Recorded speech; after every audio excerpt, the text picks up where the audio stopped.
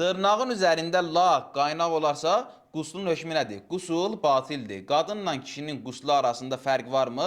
Xeyr, heç bir fərq yoxdur.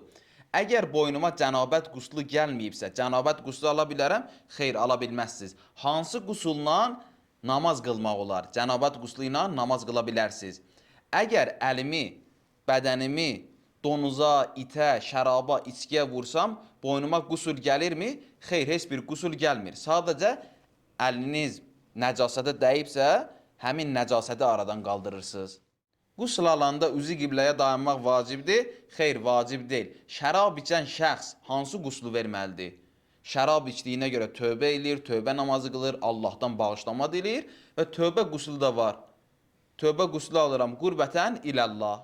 Qusuldan əvvəl geyindiyim geyimi qusuldan sonra geyinə bilərəm? Bəli, geyinə bilərsiniz. Əgər nəcisdirsə, nəcasəti aradan qaldırıb geyinirsiniz. Subay olan şəxs cənabət quslu ala bilər? Bəli, bilər. Cənabət quslu subay evli tanımır. Həm subayın boynuna gələ bilər, həm evlinin boynuna gələ bilər.